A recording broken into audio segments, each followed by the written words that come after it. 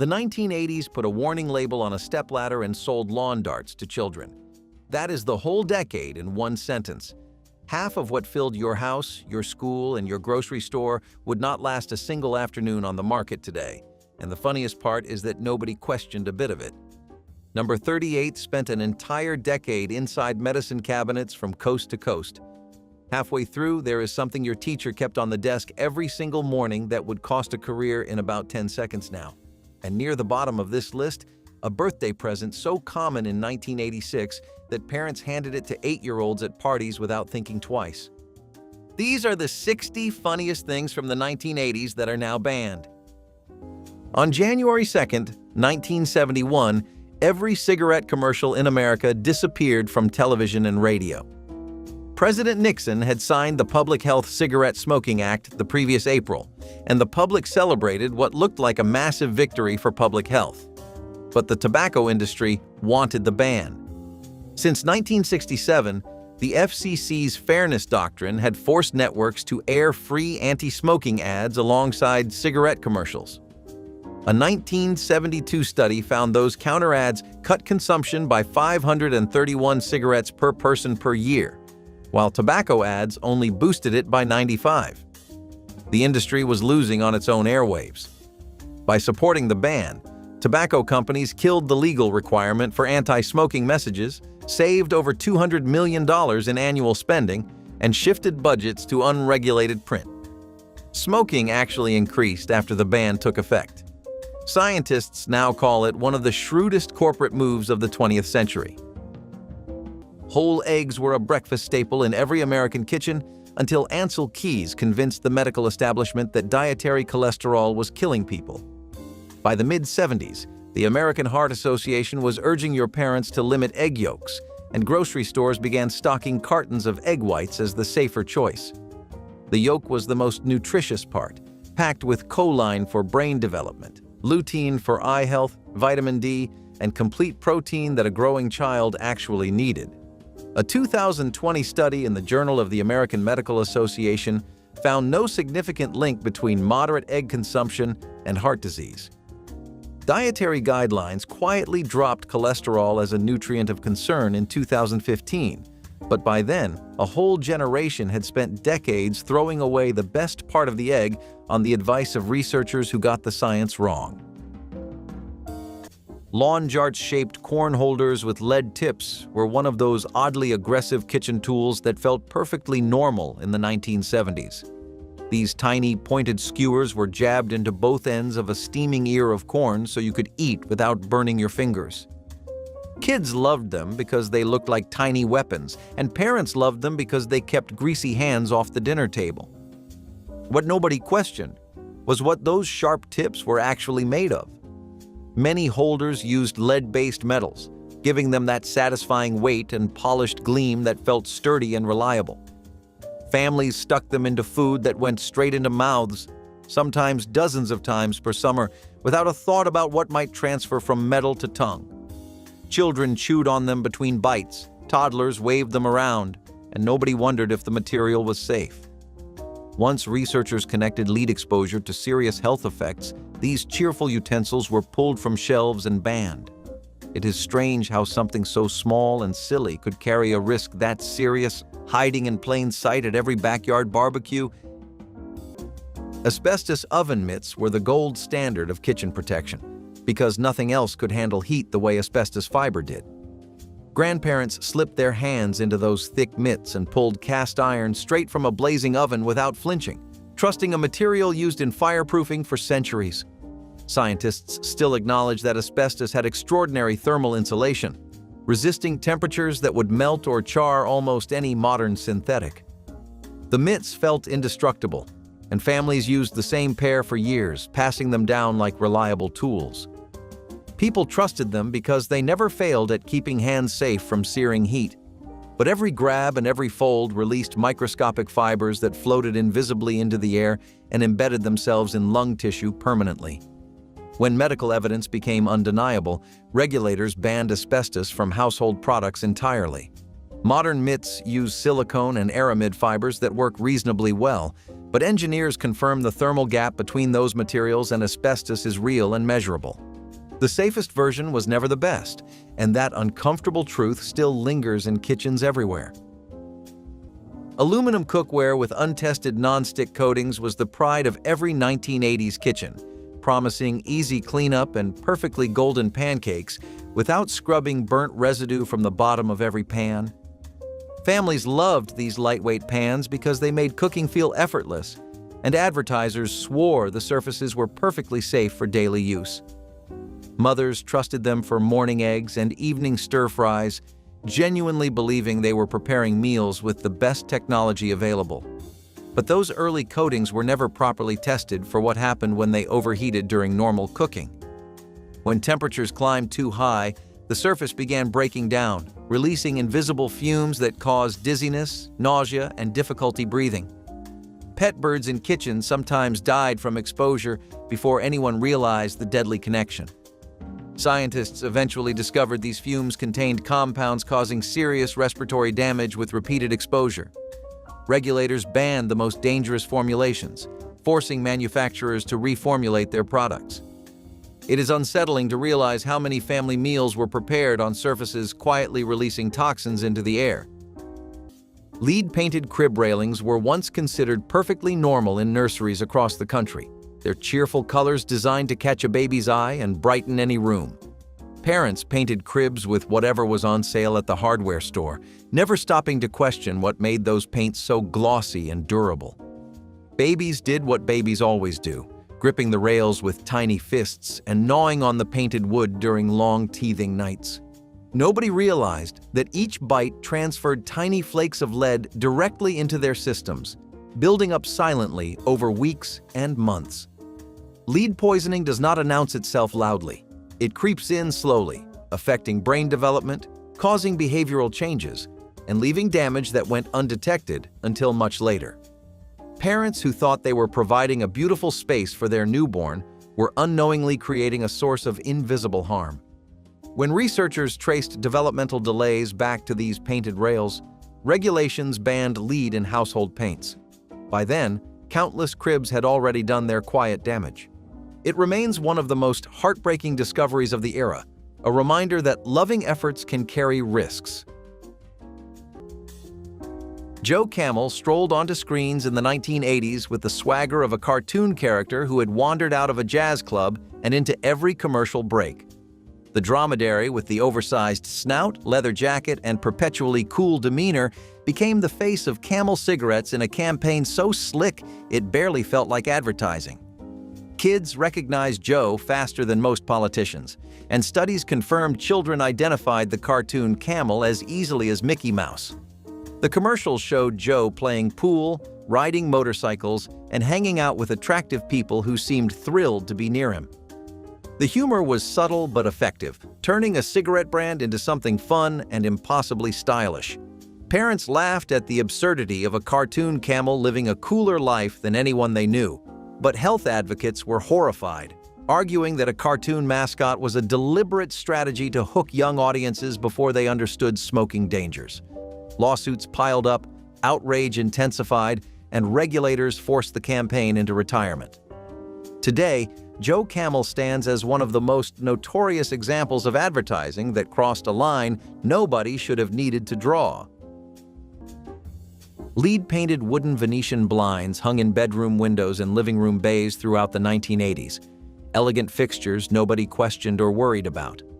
Families tilted the slats to let morning light in or shut them tight against afternoon sun, never realizing every tug of the cord released toxic dust into the air.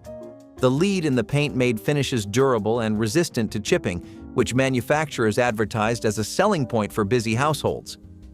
Children pressed their faces against the slats to peek outside, running fingers along painted surfaces while parents called them to dinner. Over time, the paint degraded invisibly, shedding particles onto windowsills, carpets, and the hands of everyone who touched them. Researchers eventually connected these blinds to alarming blood lead levels in children, prompting urgent recalls and immediate regulatory action. Families were stunned to learn something so ordinary had been contaminating their homes for years.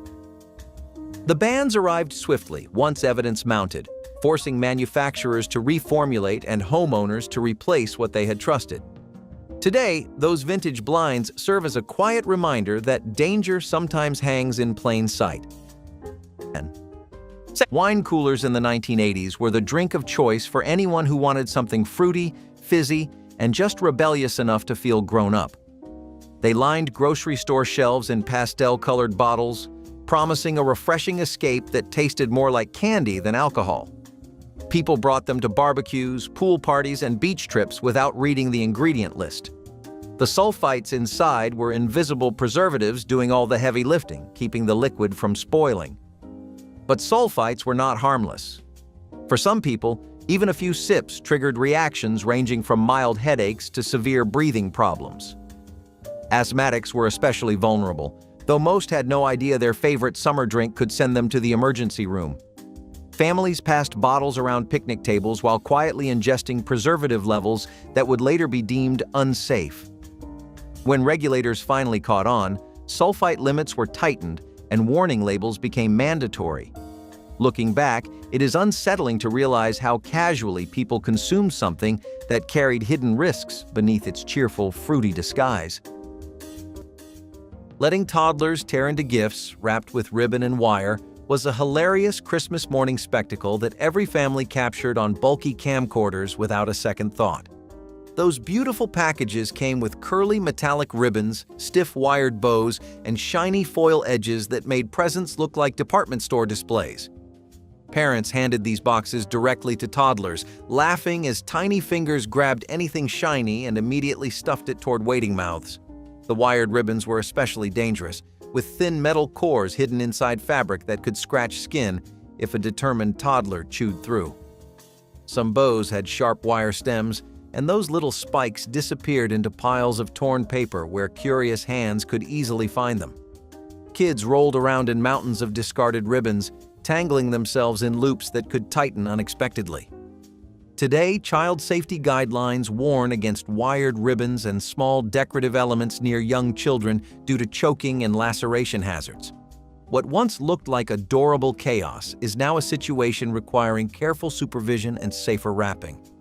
Cigarette brand Christmas gift sets marketed to wives were once wrapped in red ribbon and sold as tokens of holiday love, sitting right beside perfume and jewelry in department store displays. Advertisers showed smiling husbands handing over elegant cartons to grateful wives, as if nicotine were the greatest gesture of affection a man could offer. The slogans dripped with romance, promising that a particular brand would make her feel sophisticated, relaxed, and appreciated during the busy holiday season. Nobody blinked at the idea of gifting something now known to cause serious illness, because back then, smoking was woven into the fabric of everyday life. Commercials featured cozy living rooms, crackling fires, and couples lighting up together after Christmas dinner like it was the most natural thing in the world. Children watched these ads between cartoon specials, absorbing the message that cigarettes meant love, class, and celebration.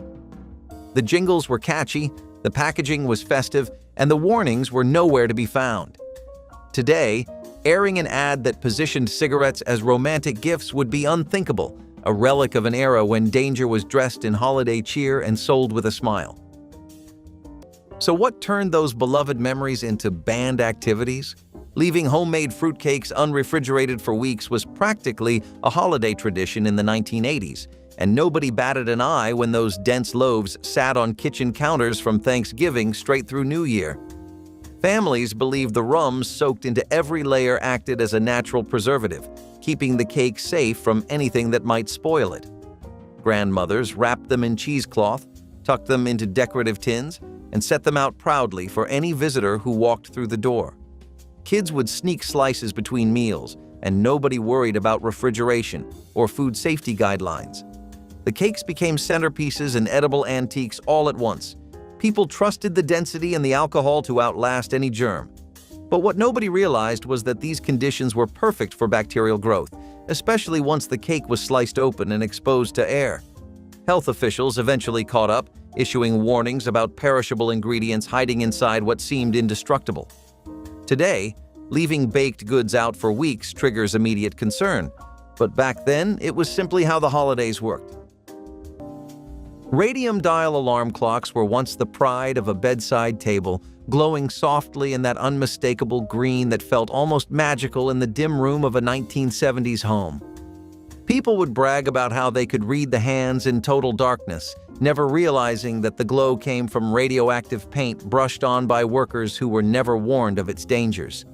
These clocks sat beside children's beds, tucked on kitchen counters, packed into travel bags, and nobody questioned a thing because the glow felt futuristic, almost luxurious, like owning a tiny piece of science fiction. What people did not know was that the very paint that made the numbers visible at night was slowly releasing radiation into the air and into their hands every single time they touched it. As medical reports piled up and the truth about exposure became harder to dismiss, the glow that once felt comforting turned chilling. Looking back, it is frightening how many homes trusted these clocks without hesitation, unaware that a small, harmless object could hold such a serious secret. The Super Soaker CPS 2000 was the holy grail of backyard warfare in the 1990s. Forget little squirt guns. This thing was a pressurized beast that fired water streams so powerful they could knock a kid off their feet. It looked more like military equipment than a toy, with a giant reservoir tank and a pump that built insane pressure. The first time you fired it, you understood why playground legends claimed it could break windows. Some parents even complained the spray stung skin at close range, like getting hit with a miniature fire hose. Kids, of course, loved that about it. The CPS 2000 gave you instant dominance in any water fight. You could soak friends across the yard, drench bullies from a safe distance, or unleash chaos at the pool. The only downside was its weight. Lugging the tank around felt like carrying a small backpack full of water. But that did not matter. Owning one meant you were top dog of summer battles. Eventually, concerns about safety led to changes in design, and the CPS 2000 was quietly retired. Still, anyone who ever wielded one remembers the sheer power of being a pint-sized firefighter in their own backyard. A family board game called Husker Du ran television ads in the early 70s that looked perfectly innocent. Kids matched tiles, parents watched, the announcer encouraged everyone to buy. But hidden in the footage were single frames of text flashing too fast for the conscious mind. The message read, "Get it." Viewers sensed something felt off, and complaints reached the FCC. Investigators confirmed that Premium Corporation of America had embedded subliminal commands into the broadcast. An executive later admitted responsibility. The FCC declared in 1973 that subliminal techniques were contrary to the public interest, banning the practice from American airwaves. Decades later, brain imaging studies validated the concern. Images presented below conscious awareness still activate emotional processing centers and shape preference, even when the viewer has no idea anything was shown. In the early 1960s, the American Heart Association released its first dietary guidelines, telling the country that butter caused heart disease, and within a decade, the butter dish had vanished from most American dinner tables. What replaced it was margarine, a factory-made spread loaded with partially hydrogenated oils that delivered trans fat directly into the arteries of every family that followed the advice. Margarine was not a health food. It was an industrial product that Procter & Gamble had originally developed for candle wax before pivoting to food when electricity made candles less profitable. By 1977, Americans were consuming an average of 7.3 pounds of margarine per person per year, each bite supposedly protecting their hearts. The FDA did not ban artificial trans fats until 2018, more than 4 decades after butter was declared the enemy.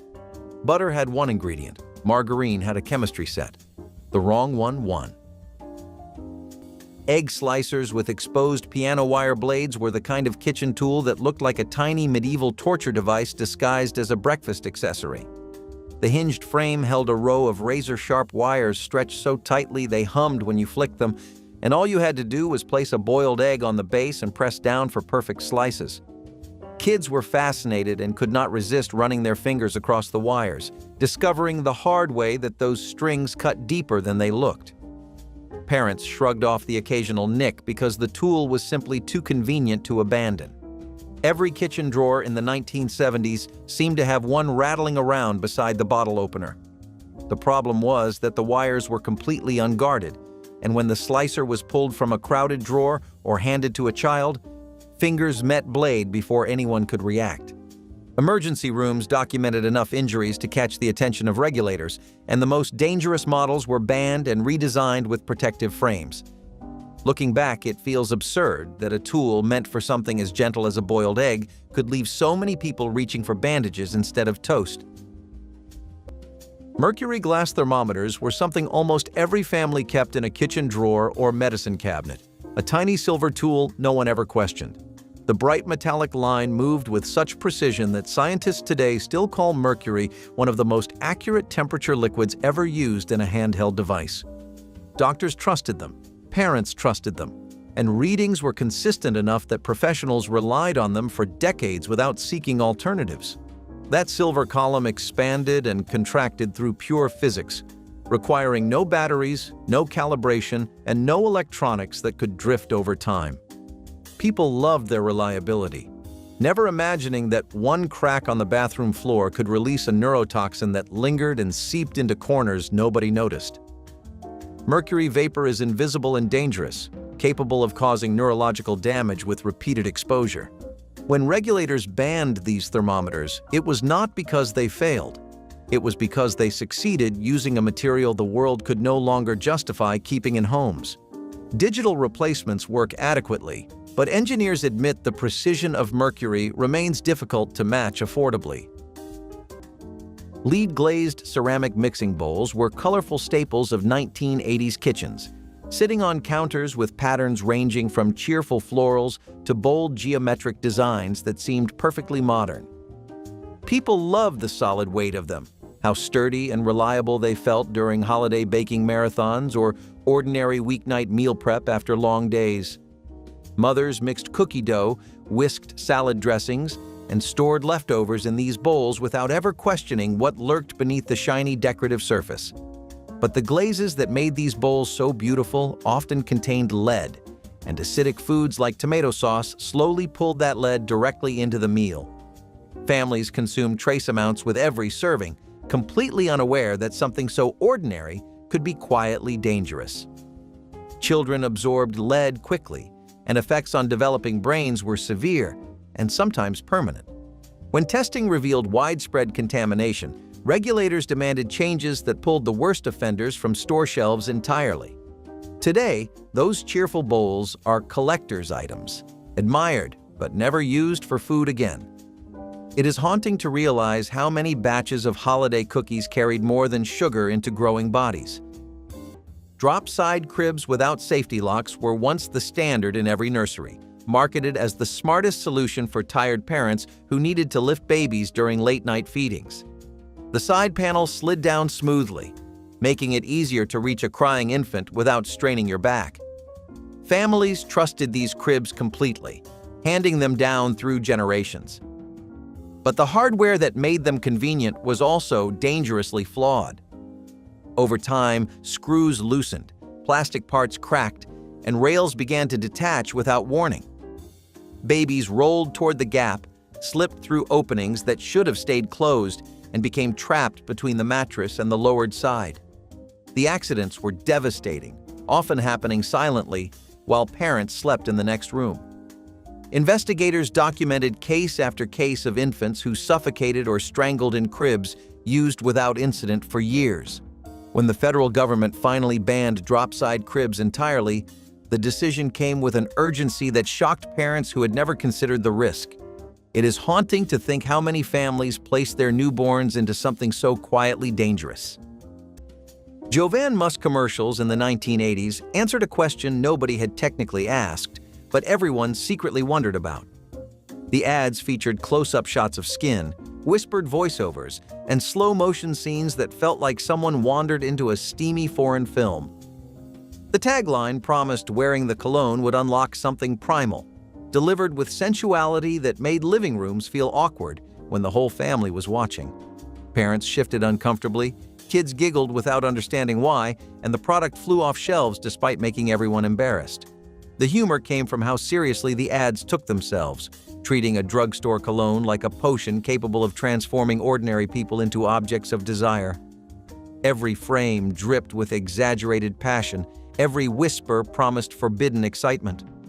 But as standards for television advertising tightened, these overtly suggestive commercials became impossible to air during family programming. Regulators decided the imagery was too explicit for general audiences, and Jovan had to tone down dramatically. Those commercials feel like time capsules of an era when selling cologne meant selling fantasy. Chlordane-soaked termite barriers were installed beneath foundations throughout the 1980s as the ultimate defense against wood-destroying insects. Pest control companies promised decades of protection, saturating soil with chemicals so persistent that termites would never tunnel through. Homeowners trusted these invisible shields completely, believing their investment would keep structural damage at bay forever. What nobody explained was that chlordane does not simply stay underground. It migrates slowly upward through cracks in concrete, through gaps around pipes, and through air circulating beneath floors. Families lived above these chemical pools for years, breathing vapors that accumulated inside tightly sealed houses designed to conserve energy. Children played on carpets directly over treated soil, and basements carried faint chemical odors people dismissed as normal. When researchers linked chlordane exposure to neurological damage and cancer risks, regulators banned it entirely for residential use. Homeowners were left wondering what had been seeping into their homes for years. Today, chlordane barriers remain troubling examples of how protection can turn into contamination without anyone noticing. Apple juice in the 1980s was practically a childhood staple, poured into sippy cups, packed into lunchboxes, and served at every school cafeteria across the country. Parents trusted it completely because apples were healthy, natural, and wholesome. What nobody realized was that many of those bright red apples had been sprayed with a chemical called alar, designed to keep fruit on trees longer and improve their color. The chemical sounded harmless at the time, just another modern farming tool. But alar broke down into something troubling when heated or processed, releasing compounds that researchers later linked to serious health concerns, including cancer. Children absorbed far more of these residues than adults did. When news of the danger finally broke, the panic spread faster than anyone expected. Parents dumped juice boxes, schools pulled apple products from menus, and manufacturers scrambled to reformulate. Regulators banned alar shortly after, but the damage to public trust had already been done. For families who spent years believing they were giving their kids something healthy, the revelation felt like betrayal. Leaving kids alone in running cars while parents ran into stores was practically a holiday survival strategy in the 1980s. Parking lots overflowed with frantic shoppers, and dragging 3 kids through a crowded mall just to grab one last gift seemed ridiculous when they could wait comfortably in a warm car with Christmas songs playing on the radio. Parents cracked the window, pointed at the store entrance, and said they would be back in 5 minutes, though 5 often stretched into 20 when checkout lines wrapped around departments. Kids entertained themselves by playing with dashboard buttons, pretending to drive, or fighting over radio stations. Some climbed into the front seat and honked the horn just to see if anyone noticed. The car became a tiny kingdom where siblings negotiated truces and made up games. Nobody called the police, nobody panicked, and parents returned expecting nothing more than mild complaints.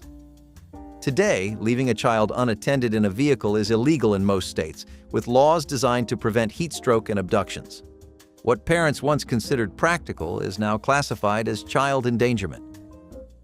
Sexist kitchen appliance ads targeting happy housewives filled the commercial breaks of every holiday special, showing women beaming with joy at the sight of a new blender or toaster under the tree. These ads portrayed the kitchen as a woman's kingdom, suggesting that the greatest gift a husband could give was something that made her domestic duties easier and faster. The women in these commercials wore aprons, pearls, and expressions of pure gratitude, as if receiving a vacuum cleaner was the emotional highlight of their entire year. Voiceovers praised these appliances for helping wives serve their families better, reinforcing the idea that a woman's worth was measured by how smoothly dinner appeared on the table. Husbands in the ads sat proudly in armchairs, satisfied that they had chosen a gift both practical and appreciated, never once questioning why their wives might want something less utilitarian. Children grew up watching these messages, absorbing expectations about gender roles wrapped in cheerful holiday music. Today, running an ad that reduced women to grateful kitchen workers would ignite a firestorm of criticism and boycott calls faster than any appliance could blend a smoothie. Kids riding in open pickup truck beds to choose Christmas trees was one of those holiday adventures that felt like pure freedom in the 1980s. Families loaded up after breakfast, drove out to rural tree farms, and let children bounce around the open bed with nothing but cold air and excitement between them and the road. Parents believed the slow country roads were safe enough, and kids loved standing up, gripping the sides, and pretending they were explorers on a winter expedition. The wind whipped through their jackets, the pine trees grew closer with every mile, and nobody wore seatbelts because there were none to wear. Once the perfect tree was found, it got tossed in the back alongside the kids, branches poking every direction as the truck rumbled home. Everyone laughed at the chaos, the cold, and the bits of pine needles stuck to everything. Today, this would result in immediate fines, child endangerment charges, and horrified stares from every passing driver. Pickup bed riding is now banned under child passenger safety laws nationwide, but for an entire generation, it remains one of the most vivid memories of holiday seasons past. Formaldehyde foam insulation was marketed as the miracle shortcut for any homeowner who wanted a warm house without spending a fortune, and countless families in the 1970s eagerly embraced it. Contractors filled walls with this airy white foam that expanded quickly, hardened fast, and seemed like a modern solution to drafty living rooms. For a brief moment, it felt like every neighborhood was upgrading at once, sealing up their homes with what was promised to be the future of budget-friendly insulation. But soon, the complaints started rolling in, and they were not mild ones. People began waking up with burning eyes, aching lungs, raw throats, and an unshakable chemical smell that clung to every room in the house. Children developed chronic coughs, pets fell sick, and entire families wondered why their homes suddenly felt hostile instead of safe. Investigators eventually discovered that this foam released dangerous formaldehyde fumes that built up inside sealed houses, especially in the winter months when windows stayed shut. The government banned it once the evidence became undeniable, but thousands were left with walls that continued to off-gas for years. What started as a cheap improvement became one of the most regretted home upgrades of the decade, a reminder that not every shortcut is worth taking. Moon shoes promised to turn every kid into an astronaut by letting them bounce like they were walking on the moon. In reality, they were plastic platforms with bungee cords stretched across, strapped onto your sneakers with Velcro.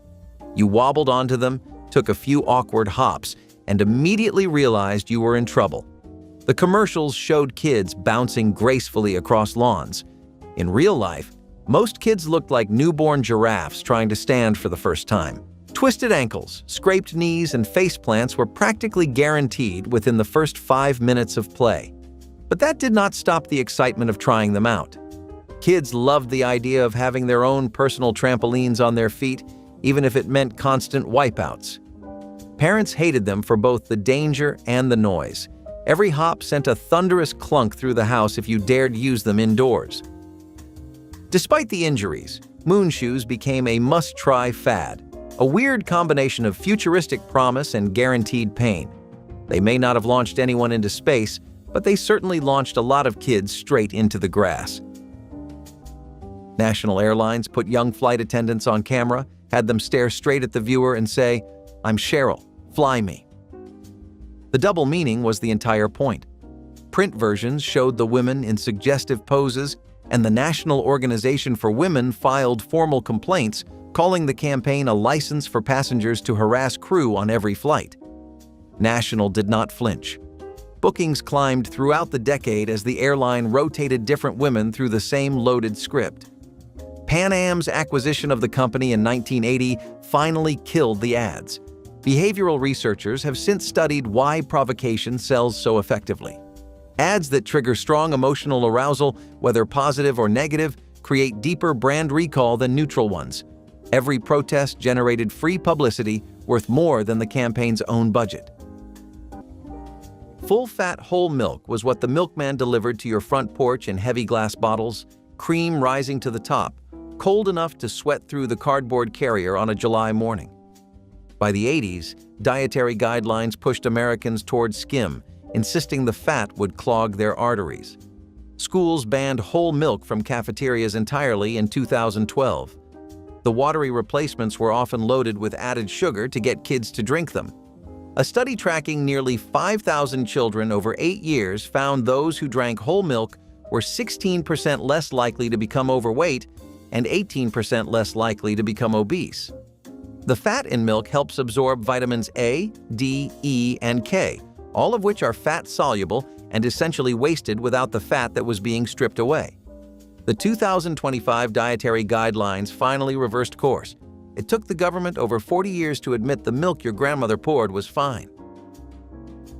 Hand-crank ice crushers with open gears were the kind of contraption that looked like they belonged in a factory rather than on a kitchen counter. These heavy metal machines had exposed gears that ground ice into shards with a satisfying crunch, and families used them for cocktails, snow cones, and summer drinks without ever guarding the moving parts. The crank handle spun freely, and the gears meshed with enough force to crush anything that slipped between them, including curious fingers. Kids loved turning the handle because it made them feel powerful, like they were operating real machinery, and parents rarely stopped them because fresh crushed ice outweighed any worry. Hair, sleeves, and jewelry all found their way into the gears, and the injuries ranged from painful pinches to far worse. The machine sat proudly on counters during parties, completely unshielded, humming with the mechanical charm the 1970s celebrated. Once modern appliance safety standards caught up with common sense, these crushers were banned for household use. It is almost comical to picture a kitchen tool with exposed industrial gears sitting next to the toaster, but that was how things worked. Formaldehyde foam insulation was marketed as the miracle shortcut for homeowners who wanted warmth without a fortune, and briefly it delivered in ways that impressed building scientists. The foam expanded rapidly once injected, sealing cracks and reaching spaces that fiberglass bats could never touch. Researchers acknowledged that the expansion ratio and adhesion were genuinely innovative, solving a real problem for drafty homes that leaked heat through every wall. Families in the 1970s embraced it eagerly, watching contractors fill walls with airy white material that hardened fast and seemed like the future of efficiency. But soon the complaints arrived. People woke with burning eyes, raw throats, and a chemical smell that clung to every room. The foam released formaldehyde gas steadily, especially in warm, sealed spaces, turning homes into low-level chemical chambers. Regulators banned it once health evidence became undeniable, but thousands were left with walls still quietly off-gassing for years. The irony stings because the concept was sound, the chemistry clever, and the insulation genuinely worked. It just poisoned the air inside the very homes it was designed to protect. Asbestos potholders and trivets were considered ultimate kitchen safety tools in the 1980s, advertised as heat-resistant and practically indestructible. People grabbed hot pans, lifted scorching casserole dishes, and rested boiling pots on these woven pads without any fear. Manufacturers marketed them as modern marvels every family deserved. Parents passed them between generations, never questioning the grayish fibers woven throughout. But asbestos does not stay locked inside its weave forever. With every use, wash, and fold, microscopic fibers broke loose and drifted into the air. Families inhaled them while standing at the stove, while cleaning up after dinner, while reaching for dessert plates still warm from the oven. Those fibers lodged deep in lungs and stayed there, causing damage that sometimes took decades to appear. When scientists connected asbestos exposure to deadly respiratory diseases, regulators banned these products entirely. The potholders that symbolized kitchen safety became symbols of hidden danger instead. It is chilling to realize something meant to protect from burns was quietly causing harm far worse. Soft crib bumper pads were once considered essential nursery items, tied lovingly around the inside of every crib to protect tiny heads from hard wooden slats. Parents chose patterns that matched bedding sets, creating cozy nests that looked straight out of magazine nurseries. The padding seemed like common sense, a soft barrier between fragile babies and rigid bars that looked uncomfortable even to adults. Nobody questioned the safety because bumpers looked so gentle, so cushioned, so protective. But what families did not realize was that these soft pads created a suffocation risk that grew every time a baby rolled face first into the fabric. Infants lacked the strength to push away or turn their heads when pressed against something blocking their airway. The very softness that made bumpers appealing also made them deadly. Investigators found that perfectly healthy babies were lost simply because their faces ended up pressed against decorative padding. When regulators finally banned crib bumpers, the decision came with overwhelming evidence that these products caused more harm than they prevented. Bare cribs are now recommended because they offer nothing for a baby to suffocate against. Crazy Eddie electronics store commercials were an assault on the senses in the best possible way, featuring a fast-talking pitchman who screamed at the camera like his life depended on selling stereos. His catchphrase became legendary overnight, shouted at such volume and speed that it felt like the commercial might explode. The ads promised prices so insane that competing with them was apparently impossible, and viewers believed they were getting deals that defied economics. Kids memorized the jingle, parents quoted it at dinner tables, and the sheer manic energy made these commercials impossible to ignore, even if you had no intention of buying anything. The humor was unintentional, but undeniable, because watching a grown man lose his mind over discounted televisions was comedy gold. People tuned in just to see what outrageous claim would come next. But behind the scenes, the real Crazy Eddie was running a massive fraud scheme that eventually sent him to prison. The commercials vanished once the scandal broke, and regulators cracked down on deceptive pricing claims that had fueled the campaign. Today, those screaming ads feel both hilarious and unsettling. LEED glazed ceramic coffee mugs sat proudly in kitchen cupboards throughout the 1980s, their colorful finishes and handcrafted charm making them favorites for morning rituals. Many came from overseas markets or craft fairs where artisans used traditional glazing techniques passed down through generations. What nobody realized was that LEED in those beautiful glazes slowly dissolved into hot acidic beverages like coffee and citrus juice. Every morning sip delivered invisible doses of a neurotoxin that accumulated in bones and bloodstreams over time. Families collected these mugs as souvenirs and everyday essentials, never suspecting the vessel holding their comfort drink carried serious risk. Children drank hot cocoa from colorful cups, absorbing lead at levels that affected developing brains severely. When testing revealed dangerously high lead content in imported ceramics, regulators cracked down on manufacturing standards. Many beloved mugs were quietly discarded once families understood the truth. The ban protected future generations, but those who spent years drinking from contaminated cups wondered what damage had accumulated. It remains a reminder that beauty and danger sometimes share the same glaze. Diet sodas sweetened with saccharin were everywhere in the 1980s, lining refrigerator doors and vending machines as the guilt-free alternative to sugary drinks. People cracked open those pink-labeled cans with confidence, believing they had found the perfect solution for watching their weight without sacrificing flavor.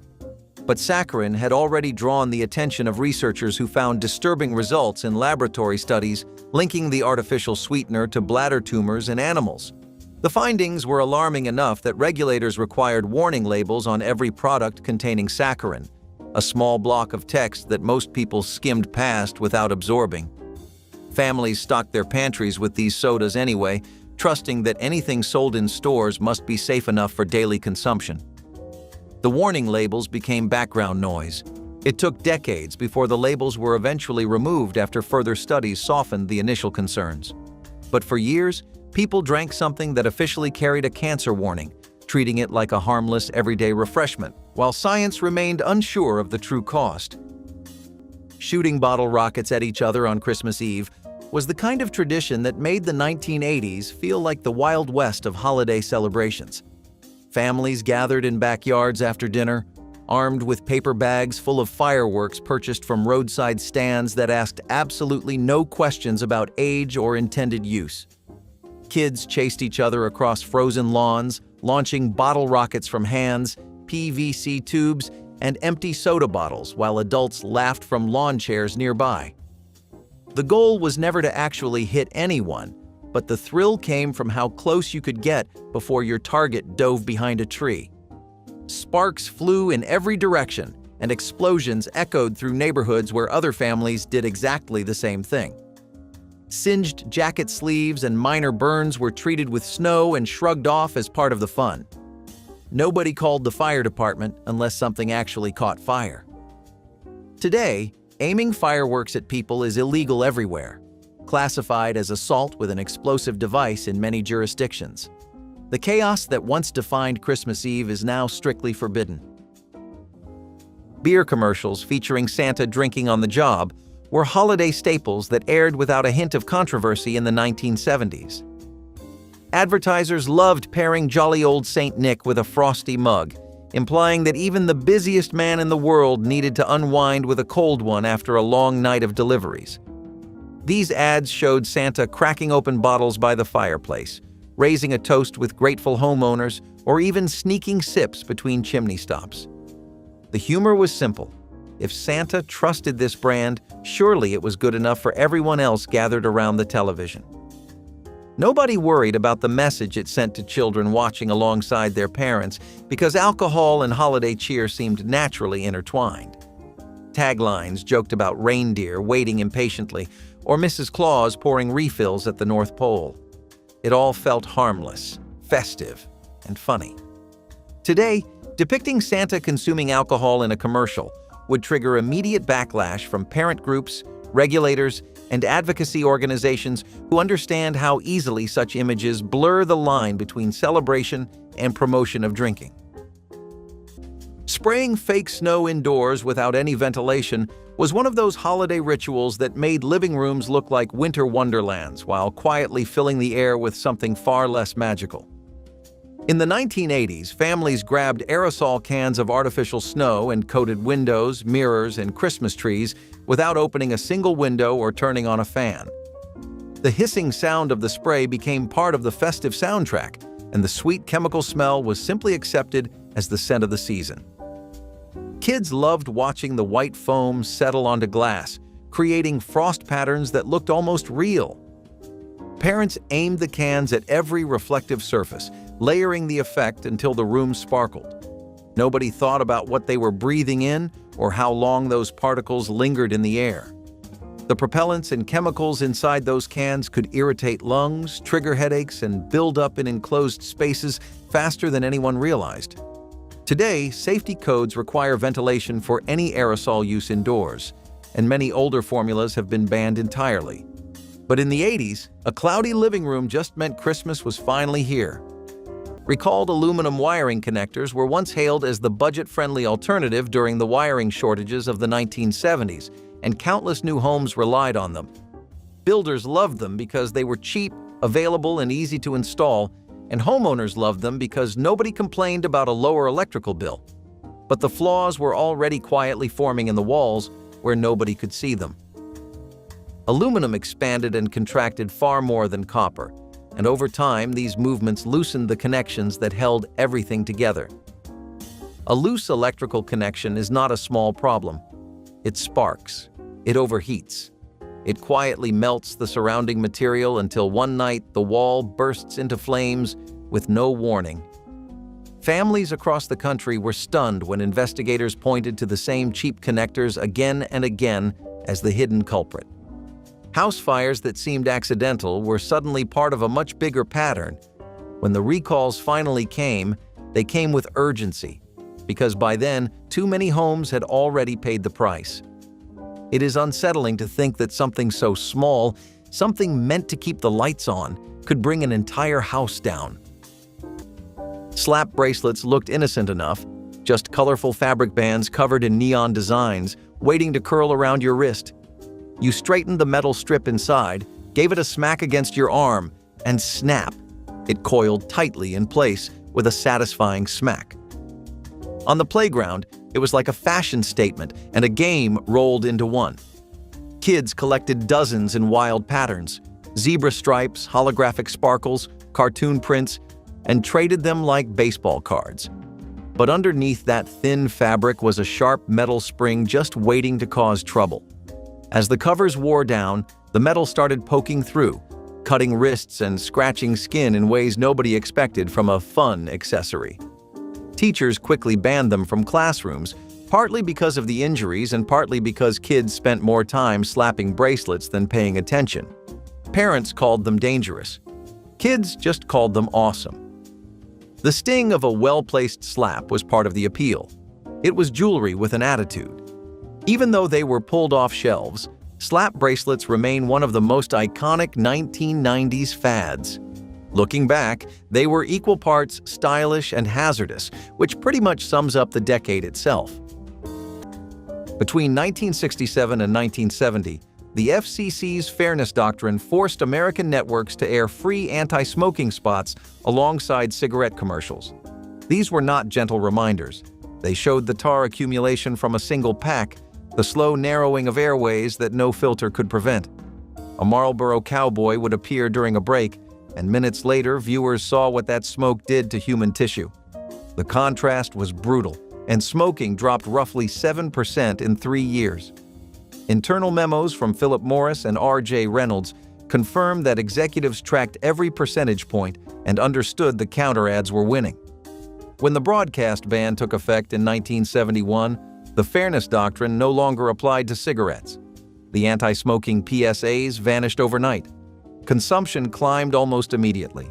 The most effective public health campaign in American television history was shut down, not by the tobacco industry directly, but by the regulation designed to defeat it. Before the war on fat changed American cooking, beef tallow was the default oil of the country. Your grandmother rendered it from roast drippings, stored it in a coffee can by the stove, and fried potatoes that turned golden and crisp in a way vegetable oil never could. McDonald's cooked their legendary fries in beef tallow until 1990, and longtime customers still say the flavor died that year. What the guidelines overlooked was that nearly half the fat in beef tallow is oleic acid, the same monounsaturated fat celebrated in olive oil. The stearic acid in tallow does not raise LDL cholesterol the way other saturated fats do. A whole generation traded a stable, natural cooking fat for industrially extracted soybean oil processed with hexane, a petroleum-derived solvent, and called it progress. Fondue, sets with unshielded open flame burners, were the crown jewel of every 1970s dinner party, sitting at the center of the table like a bubbling cauldron of social sophistication. The setup was simple and terrifying in equal measure. A pot of boiling cheese balanced on a thin metal stand, heated by a canister of fuel that burned with an open flame inches from napkins and wandering hands. Everyone gathered around with long forks, dipping bread and fruit into the molten mixture while the flame flickered close to anything flammable. Kids reached across with skewers that dripped hot cheese onto tablecloths and bare arms. Spills were common, burns were shrugged off, and the occasional flare-up when fuel was refilled mid-party was treated as entertainment rather than emergency. Nobody considered that an open flame surrounded by overexcited children was a recipe for disaster. Today, unshielded open-flame tabletop burners are banned under fire safety codes, and fondue sets use electric heating elements instead. But the memory of that wobbly flame lighting up a crowded dinner table still flickers warmly for anyone who survived the era unscathed. Dichlorvos pest strips, sold as no-pest strips, hung in kitchens, bedrooms, and basements throughout the 1970s, quietly releasing vapor that kept insects away without sprays or traps. What made them remarkable was the slow release delivery mechanism. The chemical was embedded in a resin, allowing controlled evaporation over weeks, maintaining consistent concentration without the peaks and drops of traditional sprays. Researchers recognize this sustained release model as genuinely clever engineering that influenced modern drug delivery patches and timed release systems. Families loved the simplicity, just hang the strip and forget it. But that same vapor did not discriminate between insects and the people breathing around it. Dichlorvos belongs to the organophosphate family, chemicals that interfere with nerve function in humans just as effectively as in pests. Children, elderly members, and pets absorbed it continuously, often without symptoms until real damage had occurred. When regulators banned them, the strips vanished quickly, but the delivery concept they pioneered lives on in safer applications that owe their design principles to a product too dangerous for homes. Formaldehyde-treated wooden cutting boards were sold throughout the 1980s as hygienic alternatives to the older, untreated boards grandparents had used for generations. Manufacturers promised the chemical treatment prevented dangerous bacteria growth, making these boards safer for preparing raw meat, fresh vegetables, and everything families served for dinner. Homeowners bought them believing they were investing in healthier kitchens, trusting the labels that emphasized cleanliness and modern science. But formaldehyde does not simply vanish once it has been applied to wood. It off-gases slowly, releasing invisible fumes that irritate eyes, throats, and lungs with every single slice and chop. People developed headaches, skin rashes, and respiratory problems without ever connecting their symptoms to the cutting board beside the sink. Children helping with meal prep breathed these fumes at levels no one monitored at the time. When researchers linked formaldehyde exposure to serious health risks, including cancer, regulators cracked down on treated household products. Those cutting boards, once symbols of modern hygiene, were suddenly recognized as sources of invisible kitchen contamination. Loose crib blankets and quilts were a standard part of putting a baby to bed in the 1970s, layered over tiny bodies to keep them warm through the night. Grandmothers crocheted special blankets, parents folded quilts around sleeping infants, and nobody imagined something so soft could pose any threat. The image of a baby tucked beneath a handmade quilt felt like the definition of care and comfort. But loose bedding can shift during sleep, bunching up near a baby's face or wrapping around limbs in ways that restrict breathing. Infants cannot push blankets away or reposition themselves the way older children can, and what seems like cozy warmth can quickly become a suffocation hazard. Researchers studying sudden infant death syndrome found that loose blankets were present in a troubling number of cases, leading to urgent recommendations against soft bedding. Today, sleep sacks and fitted sheets are the only items allowed, a stark contrast to the piled blankets of decades past. The shift felt dramatic to families who had always done things the old way, but the evidence was impossible to ignore. Something as innocent as a handmade quilt once carried serious risks. Winston cigarettes sponsoring the Flintstones seems like a fever dream now, but in the early days those animated commercials were as real as bedrock itself. Fred and Barney would take breaks from their prehistoric antics to light up Winston's, puffing contentedly while praising the smooth taste. The scenes showed cartoon characters sneaking away from chores, hiding from their wives, and sharing cigarettes like passing around a secret that made adulthood bearable. Kids at home saw their favorite animated heroes treating smoking as perfectly normal, even desirable. Parents laughed at the situations because they recognized themselves in Fred and Barney dodging responsibilities. The humor was situational, relying on classic domestic comedy tropes that happened to feature cigarettes as casual props. Nobody imagined these ads would become infamous examples of targeting children through trusted characters. When cigarette advertising on television was banned, these Flintstones commercials became shocking artifacts of an era that mixed cartoons and tobacco without hesitation. They remain banned and rarely shown except as cautionary examples of how advertising operated without ethical boundaries. Polychlorinated biphenyl filled fluorescent light ballasts hummed quietly in ceilings throughout the 1980s, providing steady illumination in kitchens, basements, and garages without drawing attention. The ballasts regulated electrical current to keep tubes flickering evenly, and the PCB oil inside helped dissipate heat while preventing fires. Families rarely thought about what was hidden inside metal housings bolted above their heads. But when ballasts aged and overheated, they often leaked, dripping oily residue onto surfaces below without anyone noticing. Some leaked slowly for years, creating invisible contamination zones on countertops, shelves, and floors. The PCBs did not evaporate easily. They clung to dust particles and spread through ventilation systems, accumulating in carpets throughout the home. When scientists confirmed that PCBs caused cancer and disrupted hormones, the manufacturing ban was swift, but millions of ballasts already installed remained in place. Families discovered the danger only when fixtures failed or during renovations. Cleanup required specialized procedures and protective equipment.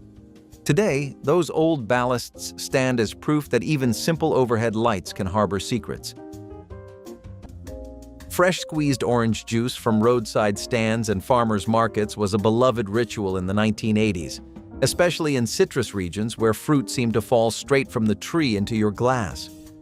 People lined up with empty jugs, watching as vendors pressed whole oranges through hand-cranked machines, the sweet smell filling the air. Parents believed they were giving their families something pure, untouched by factories or preservatives. But that lack of processing was exactly the problem. Without pasteurization, the juice could harbor bacteria like Salmonella or E. coli, invisible threats that multiplied rapidly in warm, sugary liquid. Children and anyone with weakened immune systems were especially vulnerable to infections that could turn a refreshing glass into a medical emergency.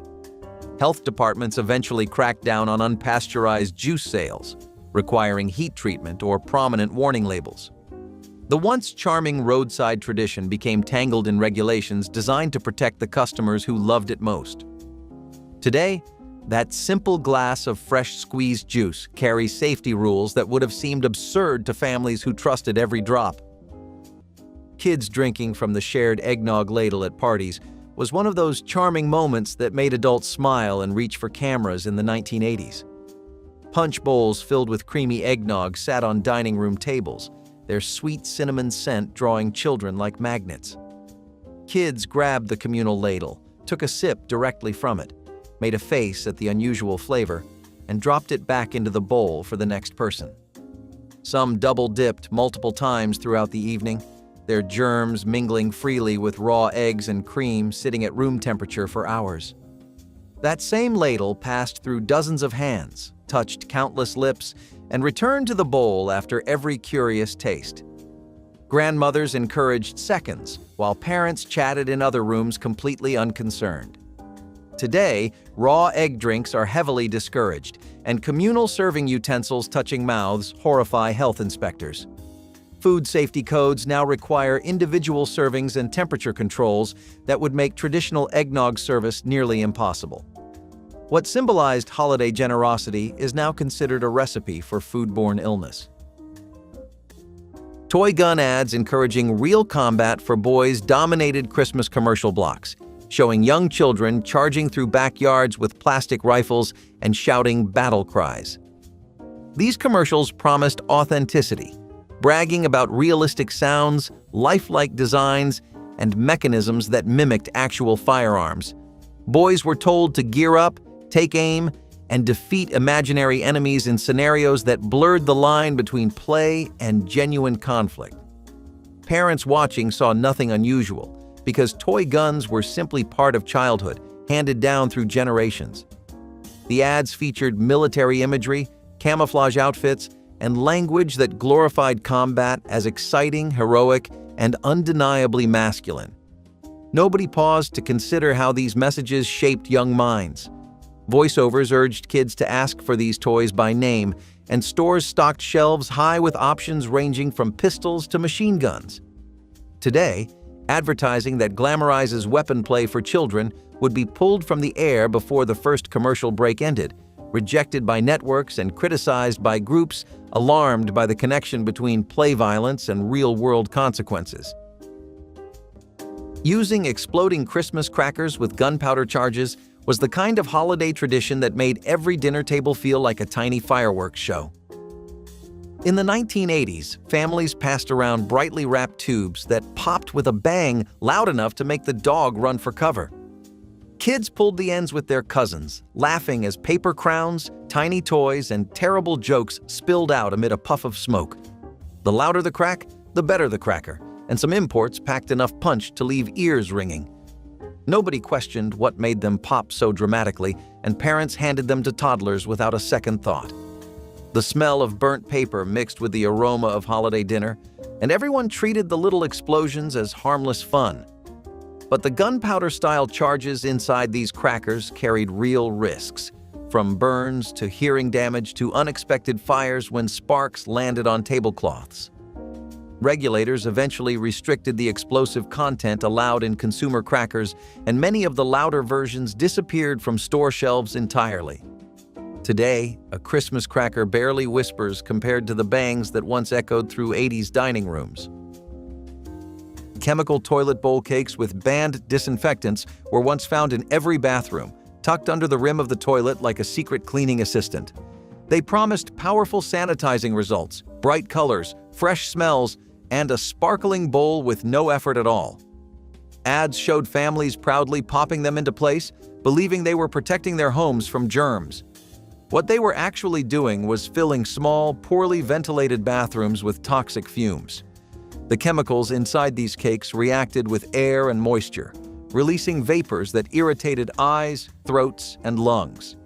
Some children fainted, adults developed headaches, and pets avoided the bathroom altogether. The danger was multiplied in tiny homes or apartments where fans were weak and windows rarely opened. Over time, researchers realized these disinfectants were far harsher than anyone knew and could cause long-term respiratory damage. Governments banned the most dangerous formulas once the truth came out. But by then, countless families had breathed in those fumes day after day without ever suspecting the cause of their discomfort. It is a chilling reminder of how something sold as cleanliness can become the very thing that pollutes your home. Yo-yo water balls were the definition of a playground craze that went too far. They were squishy, liquid-filled balls attached to stretchy cords that you swung around like a yo-yo. At first, they felt amazing. Cold, squishy, bouncy, and endlessly fidget-worthy. Kids smacked them against the ground, walls, or their own hands, laughing at the splat-like bounce. But the longer they stuck around, the more obvious the hazards became. The stretchy cords were long enough to wrap around kids' necks, raising serious strangulation concerns that had parents panicking. On top of that, the liquid inside was rumored to be some kind of questionable chemical, and if the ball burst, the mystery slime oozed everywhere. Teachers banned them from schools almost instantly, and many were pulled from toy aisles after safety warnings spread. Still, for a brief shining moment, yo-yo water balls were the coolest thing to dangle from your backpack. They were weird, they were risky, and they perfectly captured the chaotic energy of 1990s playground toys. If Big Tobacco manipulated the regulators, one liquor company allegedly tried to manipulate the viewer's unconscious mind. In 1973, researcher Wilson Bryan Key published Subliminal Seduction, claiming that a Gilbey's London Dry Gin print ad contained a hidden word spelled out in the ice cubes, a word tied to physical desire. The letters were invisible at a casual glance, but once pointed out, they became impossible to unsee. Gilbey's denied everything. The FTC investigated but took no action, partly because proving intent was impossible. Key's book sold millions of copies, and suddenly every American was squinting at ice cubes in liquor ads. Modern neuroscience has added a strange wrinkle. MRI studies show that emotionally charged images presented below conscious perception do activate the amygdala, influencing emotional responses without the viewer's awareness. Whether the Gilbey's ad was deliberate remains debated, but the fear behind the controversy turned out to be scientifically grounded. The campaign to replace natural fats with industrial ones did not start in the 70s. It started in 1911 when Procter & Gamble introduced Crisco, a product made by forcing hydrogen gas through cottonseed oil to turn a liquid into a solid. The process, called hydrogenation, created the trans fats later linked to hundreds of thousands of heart disease deaths. Crisco's marketing was ruthless. The company gave away free cookbooks to newlywed women, hired home economists to promote the product in cooking classes, and framed pure pork lard as old-fashioned and unsanitary. By the 70s, lard had nearly vanished from American grocery stores. What nobody disclosed was that lard is naturally rich in vitamin D, has a balanced fatty acid profile, and produces a flakier pie crust than any shortening ever could. Lard was safe. Its replacement was not. Ceramic crockpots glazed with lead-based paint were some of the most trusted kitchen companions in the 1970s, simmering stews, soups, and casseroles for hours while families went about their day. The pots came in gorgeous, earthy tones: harvest gold, avocado green, and burnt orange, colors so perfectly 70s they practically came with a shag carpet warranty. People loved how the thick ceramic held heat evenly and made every meal taste like it had been cooking since morning. What nobody realized was that the beautiful glazes contained lead, and as the crock-pot heated for hours, that lead slowly leached into the food inside. Families served these meals to children and guests without concern because the pot looked wholesome and harmless. The longer the food cooked, the more lead seeped in, turning a convenience into a quiet contamination source on the counter. When health studies connected lead-glazed cookware to dangerous exposure levels, regulators banned the formulas and forced manufacturers to reformulate. It is unsettling to think that the crock-pot that made your grandmother's famous chili carried a risk nobody tasted or suspected until science intervened decades later. Lead-soldered canned foods were a pantry staple in the 1970s, stacked in neat rows promising long shelf life and simple meal preparation.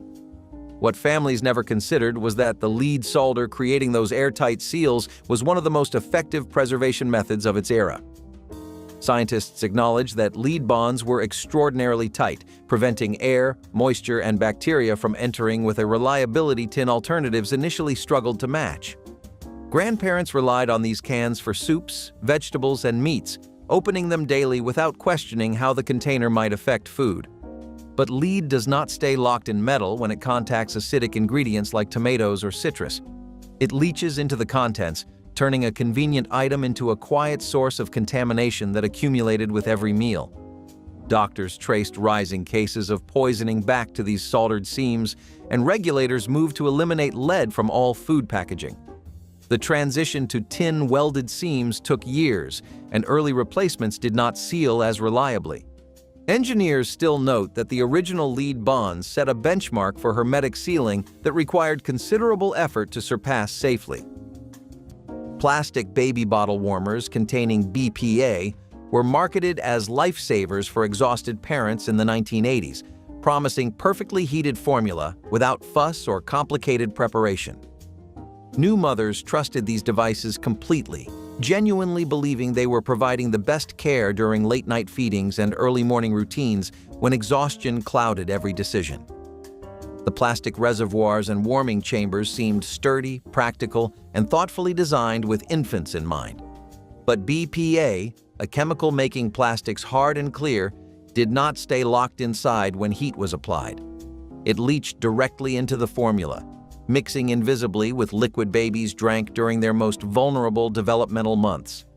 Scientists later discovered BPA mimicked hormones, disrupting development in ways affecting growth, behavior, and cognition. The revelation sent shockwaves through parenting communities, and regulators quickly banned BPA from baby products entirely. Families who used these warmers were left wondering what their children had been exposed to during thousands of innocent feedings. Those convenient devices became cautionary reminders that safety and marketing do not always mean the same thing. Tris-treated flame-retardant sleepwear was once advertised as the pinnacle of safety, promising to protect children from house fires, one of the biggest fears parents had at the time. These pajamas were soft, colorful, and seemed like the responsible choice, marketed directly to families who wanted their babies to sleep safely. Parents bought them with complete trust, believing that anything labeled flame retardant must be protecting their little ones. But the chemical tris did not stay locked inside the fabric. It rubbed off onto skin, absorbed through contact, and entered the bodies of babies who wore these pajamas night after night. When researchers tested children who had slept in treated sleepwear, they found traces of the chemical in their systems, raising alarms about prolonged exposure. Studies eventually linked tris to serious health concerns, including potential cancer risks that no parent would ever knowingly accept. Regulators moved quickly once the truth surfaced, banning tris-treated sleepwear and forcing manufacturers to recall products already sitting in nursery drawers. Those pajamas became one of the most infamous examples of how good intentions can lead to dangerous mistakes. High karate aftershave commercials promised something no grooming product had ever dared guarantee, that wearing this cologne would make men so irresistible they would need self-defense training to fend off admirers. The ads showed ordinary guys splashing on the aftershave and immediately being tackled, grabbed, and chased by beautiful women who could not control their desire. Each commercial ended with the absurd punchline, warning viewers to be careful because high karate was simply too powerful. Kids found the concept hilarious, watching grown men karate chop through crowds of swooning women like action heroes in a perfume commercial. Parents chuckled at the exaggerated premise, recognizing harmless fun that nobody could take seriously. The humor worked because it leaned so hard into the ridiculous that it became a parody of masculine fantasies. But as advertising standards evolved, regulators grew uncomfortable with the implication that women would lose self-control around men wearing the right scent. The commercials were quietly retired and high karate faded into obscurity. Today, those ads feel like relics of a time when absurd gender dynamics could be played for laughs. Carbon tetrachloride spot removers were tucked under laundry room sinks and inside cleaning closets throughout the 1980s, trusted solutions for stubborn stains nothing else could touch. The liquid worked almost magically on grease, ink, and mysterious marks on clothing, carpets, and upholstery. Families kept bottles handy, dabbing the clear solvent onto fabric and watching stains dissolve before their eyes. What nobody explained was that carbon tetrachloride converts to poison gas when it evaporates, and using it in poorly ventilated spaces could lead to dizziness, unconsciousness, or worse. People knelt over treated carpets, leaned into closets where freshly cleaned garments hung, and breathed deeply without knowing the risk. Some homeowners used it in enclosed bathrooms where air barely circulated. Emergency rooms saw poisoning cases difficult to diagnose because the source seemed ordinary. When regulators understood how dangerous this common cleaner was, the bans came quickly and permanently. Families discarded bottles they had relied on for years, aware that their stain fighter had been threatening their health. Today, carbon tetrachloride remains banned, a relic from when cleaning solutions could kill. Sports drinks in the 1980s promised hydration, electrolytes, and the kind of athletic edge that made every weekend warrior feel like a champion. They came in neon colors that glowed under gymnasium lights, and athletes gulped them down after games and long summer runs. What nobody questioned was how those bright colors stayed so evenly distributed instead of separating like oil and water normally would. The secret was brominated vegetable oil, an additive that kept citrus flavoring suspended throughout the drink. But bromine is also used in flame retardants, and the idea of consuming something with industrial chemical connections was not something manufacturers advertised. Researchers raised concerns about bromine accumulating in body tissues, potentially affecting thyroid function and causing neurological symptoms with prolonged exposure.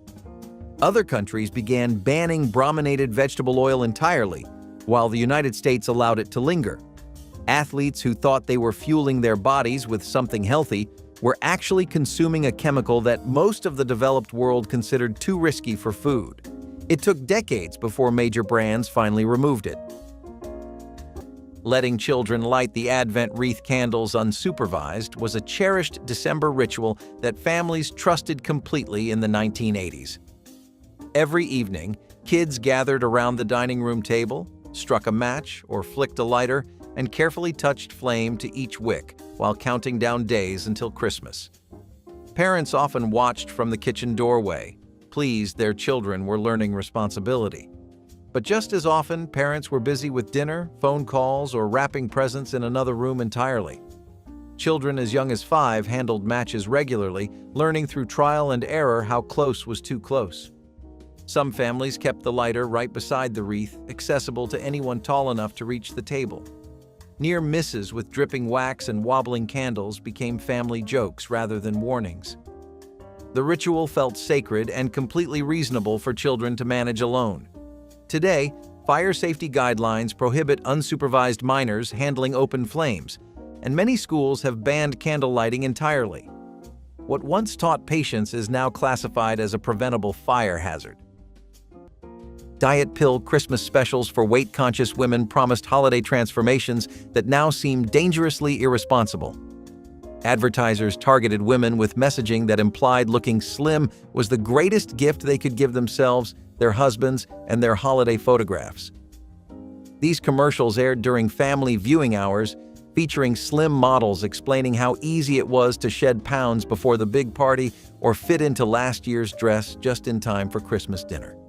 The pills themselves contain stimulants and appetite suppressants that have since been banned or heavily restricted, but back then they were sold as harmless helpers. Voiceovers assured viewers that results came quickly, safely, and without the need for exercise or willpower. Young girls watched alongside their mothers, absorbing messages that equated thinness with happiness and self-worth. Nobody questioned whether promoting rapid weight loss during the season of indulgence might cause harm. Today, airing ads that push unregulated diet pills on women during the holidays would be met with outrage, regulatory scrutiny, and widespread condemnation from health professionals and advocates alike. Drinking hot cocoa from cadmium-glazed holiday mugs was one of those cozy traditions that turned out to carry a secret nobody wanted to discover. In the 1980s, cheerful ceramic mugs decorated with Santas and snowmen filled kitchen cabinets everywhere. Families poured steaming cocoa into these colorful cups without wondering what made the reds and oranges glow so vividly. Kids wrapped their hands around the warm ceramic, sipping marshmallow-topped drinks while watching holiday specials. The mugs felt festive and perfectly suited for cold December nights. What nobody knew was that cadmium, a toxic heavy metal, was often used in the glazes that created those brilliant colors. When hot liquids touched the surface, trace amounts could leach into every sip. Repeated exposure built up slowly, potentially damaging kidneys and bones without immediate symptoms. Once researchers connected the dots, regulators banned cadmium from food contact ceramics entirely. Families who cherished those vintage mugs faced the uncomfortable choice of keeping them as decorations or throwing them away. Today, those bright cups remind us that even the warmest traditions can hide unexpected dangers. Paint strippers with methylene chloride were considered the heavy-duty answer to stubborn paint jobs, and anyone tackling home renovation in the 1970s probably had a can of it in the garage. It worked fast, cut through layers of paint like nothing else, and made do-it-yourself. Projects feel like magic. But the warning labels were vague, and the risks were far worse than anyone realized. Methylene chloride turns into carbon monoxide inside the body, and in enclosed spaces, it can kill within minutes. Many people brushed it on in basements, bathrooms, or sheds with no ventilation at all. They would kneel down, breathe deeply without thinking, and collapse before they understood what was happening. The tragedies piled up, from weekend hobbyists to seasoned professionals, all undone by a chemical sold at any hardware shop. By the time regulators stepped in, the pattern was already undeniable. These products were simply too dangerous for everyday homes. Looking back, it is hard to believe that something so lethal sat quietly on store shelves for years, disguised as just another home improvement tool. Creepy crawlers. Thingmaker ovens were both brilliant and absurd. Kids were given little metal molds, bottles of goo called Plastigoop, and a miniature oven powered by a real hot plate. You squirted the goop into the mold, slid it into the oven, and waited while it baked into rubbery bugs, worms, and other gross creatures. The smell alone was unforgettable, a sharp, plasticky odor that filled the kitchen and made parents shake their heads. Every kid who owned one ended up with at least one burn mark as a badge of honor, and yet the danger only added to the thrill, because it felt like you were doing something you were not supposed to. The results were oddly satisfying. Colorful little critters you could collect, trade, or use to scare your sister. But the process? Pure chaos. The ovens got dangerously hot, the fumes smelled like burning plastic, and more than a few kids burned their fingers trying to peek too soon. Parents called it unsafe, but kids loved the mix of science experiment and gross-out factor. The toys had a way of making you feel like a mad scientist, cooking up monsters in your own lab. Despite the danger, creepy crawlers became a cult classic, a perfect example of the 1990s approach to toys. If it looked fun, a little fire hazard was no big deal. Every Saturday morning, American kids absorbed roughly 26 commercials per hour, mostly for sugar-loaded cereal. Tony the Tiger, Toucan Sam, and Count Chocula were designed to exploit how a developing brain processes color, repetition, and reward. General Mills and Kellogg's spent hundreds of millions targeting viewers who could not read a nutrition label. In 1978, FTC Chairman Michael Pertschuk proposed the KidVid rules, a ban on all advertising aimed at children under 8. The cereal and toy industries declared war. Lobbyists branded Pertschuk the national nanny, and Congress stripped the FTC of its rulemaking authority over children's ads in 1980. The ban died before it started. Child psychologists later confirmed what the FTC suspected. Kids under 8 cannot distinguish a commercial from a program. The mascots were wiring brand loyalty into brains that had no defense against the technique. The American Soybean Association ran full-page newspaper ads in the late 1970s warning consumers about the saturated fat in tropical oils, and the campaign destroyed coconut oil's place in the American grocery store almost overnight. Coconut oil vanished from shelves, replaced by domestically produced soybean oil in everything from cookies to crackers to movie theater popcorn. The science behind the attack relied on studies that used highly processed, partially hydrogenated coconut oil, a product chemically altered to behave nothing like the virgin coconut oil that Pacific Islanders had been cooking with safely for thousands of years. A 2020 review in the Journal of the American College of Cardiology found that virgin coconut oil does not raise LDL cholesterol compared to habitual diets. One trade group's advertising campaign rewrote the American pantry for 40 years.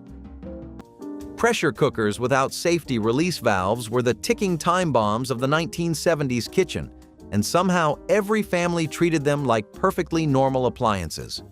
These heavy-lidded pots sealed shut with a clamp that locked in steam until pressure built high enough to cook dried beans in minutes.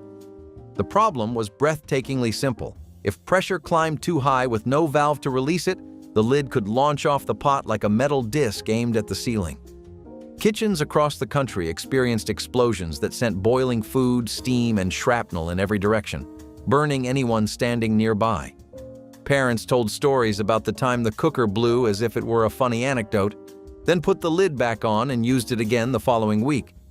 Kids learned to leave the room when the pot started hissing, not because anyone explained the danger, but because the sound alone was terrifying enough to drive them out. When regulators demanded mandatory safety valves, the old models were banned from sale. Today, modern pressure cookers have multiple fail-safes, but the memory of those rattling, hissing pots still makes people flinch.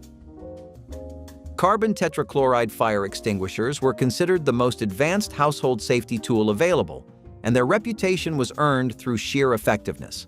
When flames erupted, you released a liquid that smothered fire faster than water, powder, or foam ever could.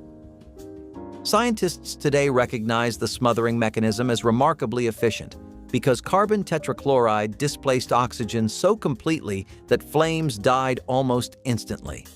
Grandparents kept these extinguishers under sinks and near stoves, believing they held the best protection available. The speed was what people loved, watching a dangerous flare-up vanish in seconds with a single burst. But nobody understood what happened when that liquid hit extreme heat. It transformed into phosgene gas, a substance so toxic it was used as a chemical weapon in earlier wars.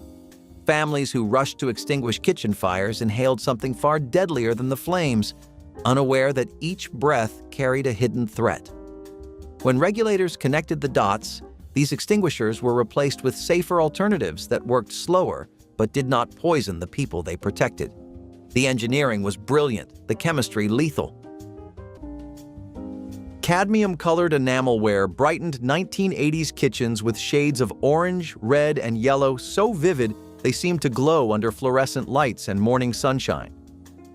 Families displayed these pots and pans proudly on stovetops and shelves, using them for everything from simmering Sunday soup to boiling weeknight pasta. The colors felt cheerful and modern, a welcome departure from the dull gray and brown metals of earlier decades. Cooks loved how the enamel cleaned easily and resisted stubborn staining, making these pieces everyday favorites for busy families. But cadmium, the heavy metal that created those brilliant hues, did not stay locked inside the enamel coating forever. Acidic foods like tomatoes, citrus, and vinegar slowly pulled cadmium out of the colorful coating and into whatever was simmering inside. Families ate meals laced with a toxin known to damage kidneys, weaken bones, and accumulate in the body over time. When testing revealed how easily cadmium leached from decorative cookware, regulators demanded strict limits that banned the brightest colors from kitchen use. Those eye-catching pots became dangerous antiques, reminders that cheerful colors sometimes carried the greatest hidden risks. Aspirin for teething and fever relief was once handed to babies as casually as milk, crushed into powder and mixed with juice or rubbed directly onto sore gums. Parents kept bottles within easy reach, trusting that something sold so widely must be perfectly safe for the smallest members of the family. When a baby fussed through the night with a fever or wailed during teething, aspirin seemed like the obvious answer, the same remedy adults reached for when they felt unwell. Nobody questioned it because aspirin had been trusted for decades, passed down as the reliable cure for everything that ached. But researchers discovered a terrifying connection between aspirin and Ray's syndrome, a rare but often fatal condition that caused brain swelling and liver failure, primarily in children recovering from viral infections. The link was devastating, especially for parents who had given aspirin in good faith. When the warnings spread, pediatricians stopped recommending it for young children, and labels were changed to reflect the danger. Today, aspirin is strictly avoided for infants, replaced by safer alternatives. It remains one of the most shocking reversals in pediatric medicine. The Energizer Bunny became an advertising phenomenon by doing something brilliantly simple, interrupting fake commercials with a drumming pink rabbit that just kept going and going. These parody ads pretended to sell everything from wine coolers to hemorrhoid cream before the bunny crashed through, batteries blazing. The humor was layered and self-aware, poking fun at advertising itself while being one of the most effective ad campaigns of the decade. Kids loved the unexpected chaos, parents appreciated the clever writing, and everyone remembered the bunny long after forgetting what batteries he was selling. The fake commercials were often funnier than real ones, satirizing pharmaceutical ads, perfume spots, and infomercials with pitch-perfect absurdity. But some parody commercials pushed boundaries that regulators deemed inappropriate. Certain spoofed products touched on adult themes, and the line between satire and endorsement became blurry enough to draw complaints. A handful of edgier spots were pulled from rotation, making them rare treasures of 80s advertising. Those banned versions still circulate among collectors who remember when the bunny mocked everything. Lead solder and copper water pipes ran through the walls of countless 1980s homes, carrying drinking water from municipal systems to kitchen faucets and bathroom sinks. Plumbers used lead-based solder because it melted easily, sealed joints tightly, and had been the industry standard for generations. Nobody questioned whether the material touching water supply might affect what families drank and cooked with every day. The lead leached slowly into water flowing past, especially in homes with slightly acidic water or pipes that sat unused overnight. Families filled glasses, made coffee, prepared baby formula, and cooked pasta without knowing invisible contamination accompanied every drop. When researchers connected household lead exposure to developmental problems in children, the plumbing industry faced a reckoning. Regulations banned lead solder for drinking water systems, but millions of homes already had it in their walls. Some families discovered the problem only after testing revealed elevated lead levels. Today, those soldered joints remain hidden inside walls, a quiet reminder that even clean water can carry dangers nobody thought to question. Herbal energy tonics swept through the 1980s promising natural vitality without the jittery crash of coffee or the artificial buzz of caffeine pills. They lined health food store shelves with earthy labels and promises of ancient wisdom bottled for modern life. People trusted them because they sounded wholesome, made from plants used for centuries in traditional medicine. The star ingredient was ephedra, a plant extract that delivered a powerful stimulant effect capable of speeding up heart rates and suppressing appetite. Dieters loved it, athletes craved it, and anyone looking for an energy boost reached for it without hesitation. What nobody fully understood was how dangerous ephedra could be, especially for people with underlying heart conditions. Reports of heart attacks, strokes, and sudden deaths began piling up, eventually forcing regulators to investigate. The ban on ephedra came with devastating clarity, revealing that the herbal label had hidden a substance powerful enough to kill. Families who believed they were choosing something safer than synthetic energy drinks discovered that nature could be just as deadly when concentrated into a bottle. Plugging dozens of light strands into one outlet with no surge protector was standard holiday decorating in the 1980s, and nobody thought twice about the tangled mess of cords behind the tree. Families daisy-chained strand after strand, connecting lights until a single outlet powered enough bulbs to illuminate entire living rooms. Extension cords disappeared under carpets, wrapped around furniture, and stretched across doorways where people tripped without considering unplugging anything. The outlets grew warm to the touch, sometimes hot enough to notice. But warmth was just something electrical things did. Fuses blew regularly during holidays, plunging houses into darkness until someone fumbled to the basement with a flashlight. People replaced fuses with higher amperage versions to prevent inconvenience, never understanding they were disabling safety features protecting walls from fire. Christmas tree fires were common enough that local news covered them every December. Today, electrical codes limit devices per outlet, and surge protectors with automatic shutoffs are essential safety equipment. What seemed like holiday creativity is now recognized as serious fire prevention neglect. Car ads showing families driving without seatbelts captured a carefree attitude toward safety that feels almost reckless by modern standards. These commercials featured smiling parents in the front seat and children bouncing freely in the back, sometimes even standing or leaning between the seats to point at holiday decorations passing by. Advertisers focused on comfort, style, and the joy of family road trips, never once mentioning restraints or safety features. The cars themselves were marketed as spacious enough for everyone to move around, as if freedom of movement inside a moving vehicle was a selling point rather than a hazard. Holiday versions of these ads showed families heading to grandma's house through snowy landscapes, laughter filling the cabin while seatbelts hung limp and ignored. Nobody imagined that a sudden stop could turn that cheerful scene into tragedy. Regulators had not yet mandated seatbelt use, and advertisers saw no reason to complicate their messaging with caution. Today, depicting a family driving unrestrained would never make it past a network standards review, and any automaker foolish enough to try would face public outrage and legal consequences almost immediately. Kids operating electric turkey carvers at holiday dinners was considered a proud rite of passage in the 1980s, the kind of moment fathers used to teach responsibility and trust.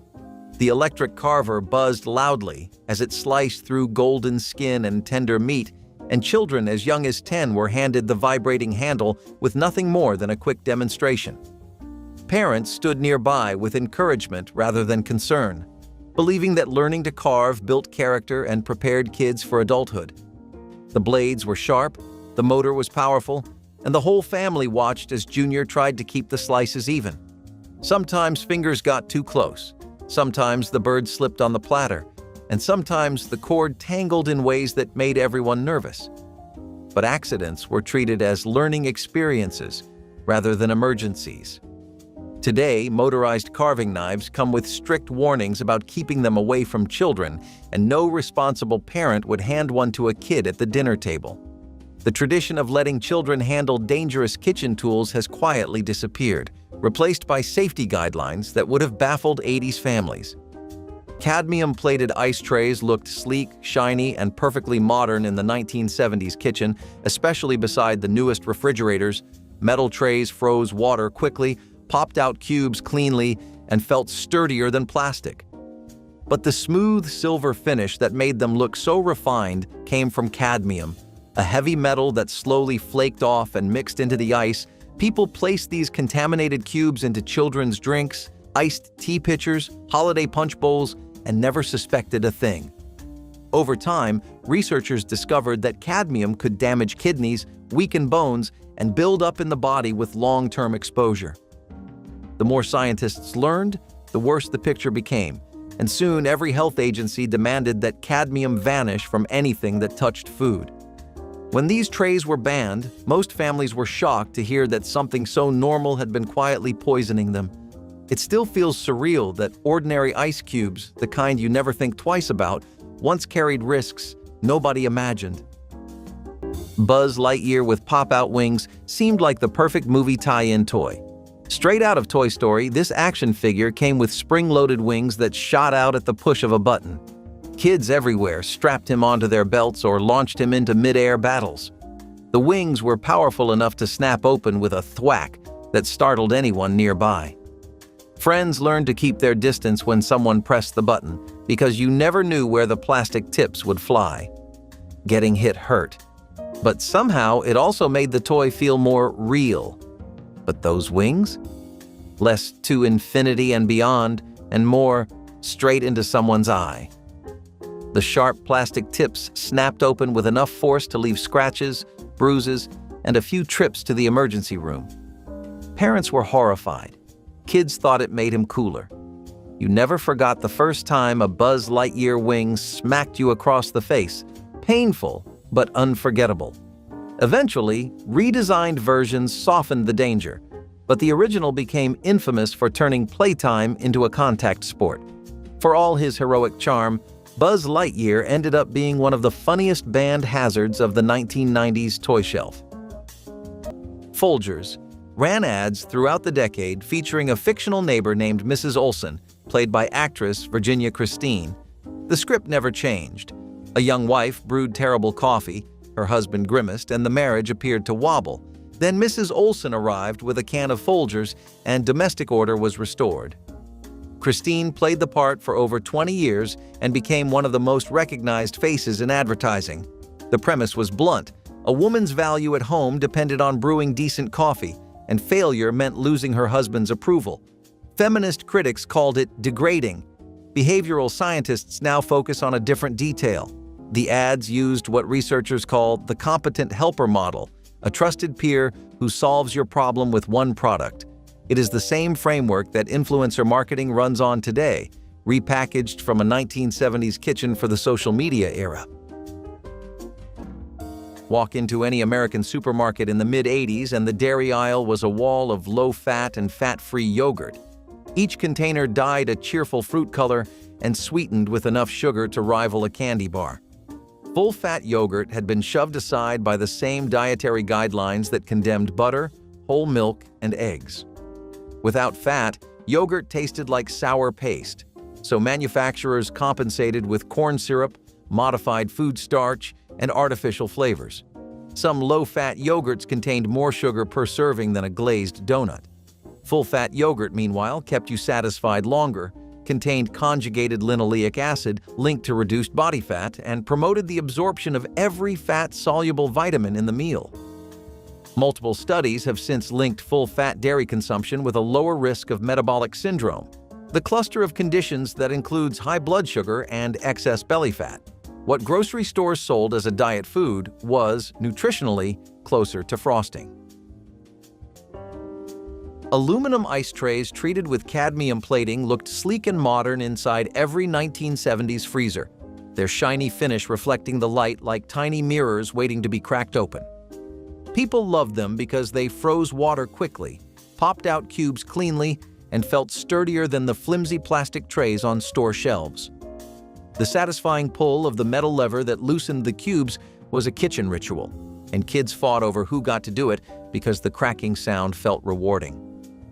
What nobody knew was that the smooth coating came from cadmium, a heavy metal that slowly flaked off with each freeze and thaw cycle. Those flakes mixed into the ice, dissolved into drinks, and ended up in the glasses of everyone in the family. Children drank lemonade, adults sipped cocktails, and holiday punch bowls sparkled with cubes carrying invisible contamination. Researchers discovered that cadmium damaged kidneys, weakened bones, and accumulated in the body over time. When the bans arrived, Families were stunned that their trusty trays had been quietly poisoning them with every perfectly popped cube. It feels surreal knowing that frozen water once carried a danger nobody imagined. Radium dial alarm clocks were the pride of a bedside table, glowing softly in that unmistakable green that felt magical in a dim 1970s room.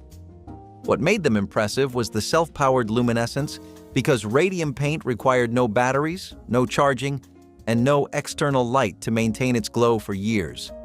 Researchers acknowledged that the radioluminescent technology was elegant, converting radioactive decay directly into visible light through a phosphor coating in a way modern tritium markers still emulate. Families loved reading the time in complete darkness, and these clocks sat beside beds and on counters without anyone questioning a thing. Kids stared at the glow like a nightlight, fascinated by the soft green hands that never dimmed. But radioactive paint does not stay safely behind glass forever. Over time, the material degraded, releasing particles into the air and onto hands of anyone who touched the face. Once medical reports connected these exposures to serious consequences, the glow that felt comforting turned chilling. Regulators banned radium paint from consumer products entirely, replacing it with safer phosphorescent coatings that fade after a few hours instead of glowing for decades. Carbon tetrachloride oven cleaners promised homeowners in the 1980s the power to dissolve baked-on grease without scrubbing, and desperate cooks believed every word.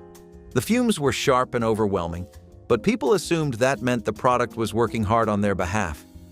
Mothers sprayed inside ovens, closed the doors, and waited while chemicals worked, often leaning close to check progress through the small window. But carbon tetrachloride was never meant for enclosed household spaces. The fumes attacked livers, kidneys, and nervous systems with speed that shocked medical researchers. People using these cleaners in poorly ventilated kitchens collapsed before understanding what was happening. Emergency rooms documented cases linked directly to products sold in every grocery store. When regulators finally banned carbon tetrachloride for household use, it came with the weight of tragedies that should never have happened. Those powerful cleaners vanished from shelves, replaced by formulas sacrificing strength for safety. It is haunting to think how many people stood inches from danger while simply trying to clean. Honey in baby food and pacifiers was once considered a natural way to soothe fussy infants, a sweetener that seemed far healthier than processed sugar. Parents dipped pacifiers into honey before bedtime, stirred it into homemade baby food, and spread it on teething biscuits without a second thought.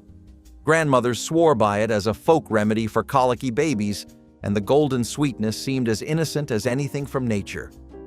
What families did not know was that honey can harbor spores of Clostridium botulinum, a bacterium that produces one of the most potent toxins known to science.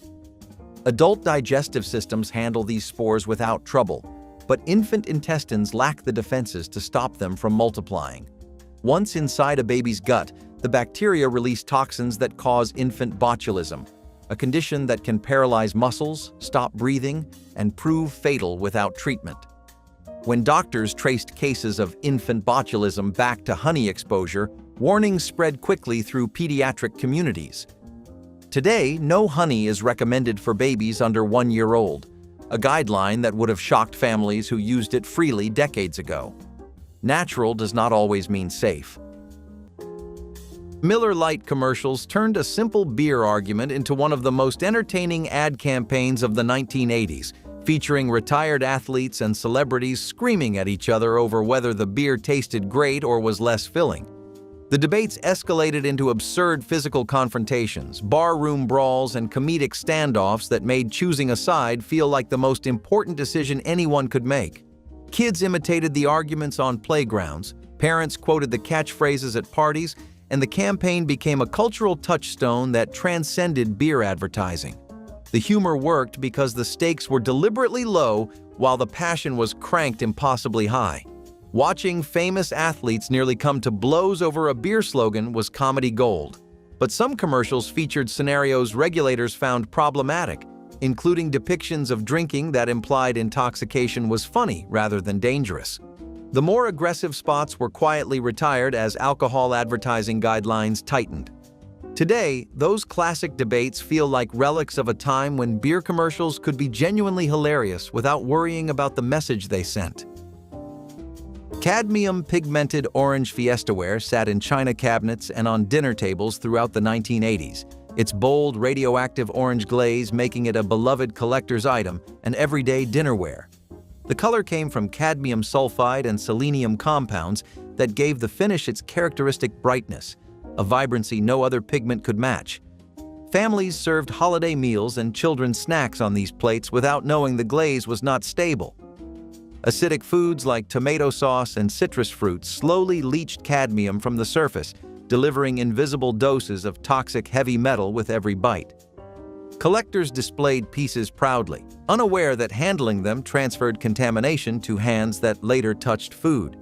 When testing revealed vintage orange Fiestaware could expose users to dangerous cadmium levels, the original formula was discontinued and warnings spread through collector communities. Many families packed away dishes they had cherished for generations, uncertain whether to keep them or dispose of them. The bright orange plates became symbols of how beauty and toxicity share the same glaze. Today, they serve as colorful reminders that even cheerful dinnerware can hide dangers. Fruit punches in the 1980s came in colors so vivid they practically glowed, staining lips, tongues, and tablecloths with shades of red that seemed to defy nature. Birthday parties, holiday gatherings, and school events were incomplete without a giant bowl of crimson liquid surrounded by floating orange slices. Kids lined up with paper cups, gulping down glass after glass of sweetness that tasted like summer and celebration combined. The brilliant red color came from red number 3, an additive that made everything from candy to beverages look irresistibly cheerful. But behind that festive shade was a chemical that researchers eventually linked to thyroid tumors in laboratory animals. The findings were serious enough that regulators banned red number 3 from cosmetics, acknowledging the danger when applied to skin. Yet somehow, the same dye remained approved for food and beverages, creating a strange contradiction that allowed children to swallow what adults could no longer safely wear. Families continued serving these punches without knowing the ingredient list carried something the government had already deemed unsafe in other forms. Using tinsel made from actual lead on Christmas trees was one of those sparkling traditions nobody questioned in the 1980s, even though danger was woven into every strand. Families draped these heavy metallic icicles across branches with care, admiring how they caught light and transformed trees into shimmering masterpieces. The lead content made tinsel hang perfectly straight, unlike modern plastic versions that clump and tangle. Children helped decorate by tossing handfuls toward the tree, watching strands float down and settle into silver cascades. Little fingers touched tinsel constantly, adjusting placement, pulling loose strands, and sometimes putting those fingers into mouths moments later. Pets batted at dangling icicles and occasionally swallowed pieces. The tinsel stayed on trees for weeks, shedding onto carpets where toddlers crawled and babies explored. By the time scientists connected lead exposure to developmental harm, millions of households had decorated with toxic shimmer for generations. Today, lead tinsel is completely banned, and modern alternatives use plastic or aluminum. What once made trees glow now stands as a reminder of dangers hiding in plain sight. Cologne ads promising women would obey wearers leaned into a fantasy of masculine control that advertisers embraced without hesitation. These commercials showed confident men splashing on fragrance and suddenly finding themselves surrounded by adoring women who seemed powerless to resist. The messaging was direct. Wear this scent, and women will follow your lead. Hang on your every word and do whatever you desire. Holiday versions wrapped this troubling premise in festive imagery, suggesting that the perfect Christmas gift for any man was a bottle of irresistible power. Voiceovers used words like command, conquer, and captivate, framing romantic attraction as something closer to domination. Women in these ads had little personality beyond their wide-eyed admiration, reduced to props that validated the product's exaggerated claims. Nobody questioned whether such messaging was harmful or degrading.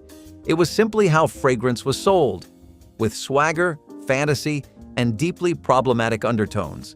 Today, Airing an ad that promised women would obey a cologne wearer would be immediately condemned as sexist, dangerous, and wildly out of touch with cultural expectations around consent and respect.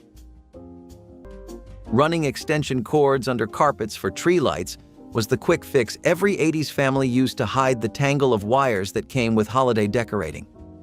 Nobody wanted orange cords snaking across the living room floor, so the solution was simple. Lift the rug, tuck the cord underneath, and forget about it until January. The carpet flattened over the wire, creating a seamless look that made the setup appear almost magical. Kids ran across those hidden cords without knowing what was underneath, and furniture pressed down on sections nobody thought to check. What families did not realize was that extension cords generate heat when powering multiple strands of old Christmas lights. Trapped under carpet, that heat had nowhere to go, building up until insulation weakened or wires began to smolder. House fires traced back to hidden cords became disturbingly common during the holiday season. Today, electrical codes strictly prohibit running cords under rugs or any covering that could trap heat. Fire departments issue annual warnings, and modern families use cord covers instead. But for an entire decade, the hidden cord was just how Christmas worked. Microwave oven models without radiation shielding were the wild frontier of new technology in the 1970s. Families were mesmerized by the idea of heating food in seconds, and microwaves became a symbol of progress and modern living. But early units were imperfect, rushed to market before the science was fully understood. Some leaked microwave energy through gaps in the door seal or thin shielding, and people reported headaches, dizziness, and strange tingling sensations when standing too close. Parents began noticing pets acting oddly near the machines, and technicians documented power leaks far above safe limits. Regulators stepped in fast once the danger became impossible to ignore. New standards forced manufacturers to redesign the doors, seals, and internal shielding, making the earlier models illegal to sell. It is unsettling to think how many families treated these early microwaves like harmless appliances, unaware that standing in the wrong spot could expose them to invisible energy no one yet understood. Easy Bake Ovens in their 1990s version continued the tradition of tiny kids' ovens powered by little light bulbs. On paper, it sounded safe. Just a light bulb, right? But anyone who ever owned one knows those ovens got hot enough to burn skin in seconds. There were countless stories of kids yelping as they tried to slide their hand in too quickly, only to realize the oven door was basically a heat trap. Even the treats inside could be dangerous, with molten fudge or cake batter sticking to fingers like glue. Parents hovered nearby, torn between pride in their kids' independence and worry about the next burn. Sliding your hand in to grab a cake or cookie often meant singed fingers or worse. There were even cases where kids' fingers got stuck inside, leaving them trapped against the hot interior until parents rescued them. Despite the risks, the thrill of baking your own cupcake was irresistible. Kids proudly served undercooked brownies or overcooked cookies to their families, smiling through the burns. Easy Bake Ovens were equal parts culinary magic and household hazard. They might have caused pain, but they also created some of the funniest and most nostalgic kitchen disasters of the decade. Wonder Bread told families it built strong bodies 12 ways. The commercials showed kids growing taller and running faster, all because their mothers chose the right loaf. The slogan was printed directly on the wrapper. In 1971, the FTC charged ITT Continental Baking with deceptive advertising, finding that Wonder Bread was no more nutritious than any other enriched white bread, and the 12 Ways claim had no scientific basis. The company received a cease and desist order. It was among the first major cases where a federal agency declared a household food brand's core message a fabrication. Continental Baking contested the ruling for years. Modern nutrition science has been blunter. Enriched white bread carries a glycemic index comparable to table sugar, and the synthetic vitamins added back to stripped flour replace a fraction of what whole grain provides. Millions of parents bought a slogan that meant nothing. Burning glossy gift wrap in the fireplace was the lazy cleanup solution that every 1980s family used without a second thought. After the presents were opened and the living room floor was buried under mountains of crinkled paper, Someone always had the bright idea to toss it all into the flames. Kids loved watching the shiny paper curl, blacken, and burst into colorful flashes as the metallic coatings ignited. The fire roared higher than usual, and everyone gathered around to admire the impromptu light show. Nobody considered what those glossy finishes were actually made of or what happened when they burned. The inks, dyes, and metallic coatings released toxic fumes that drifted through the room and up the chimney. Worse, the intense heat from burning paper could crack chimney liners or ignite creosote buildup that had been waiting for exactly this kind of spark. Fire departments later traced numerous holiday chimney fires back to this exact tradition. Today, burning wrapping paper is strongly warned against, and recycling programs accept most gift wrap instead. But in the 80s, watching paper burn was simply part of how Christmas morning ended. If you grew up in that decade and thought every bit of it was completely normal, hit subscribe so you do not miss the next one. All 60 of those were out in the open, on store shelves, in school hallways, inside the family medicine cabinet, rattling around in the back of a station wagon. The 1980s made every one of them feel like the most normal thing in the world, and then one by one, they all disappeared. If any of these brought back something you had not thought about in 30 years, share this video with someone who grew up in the same decade.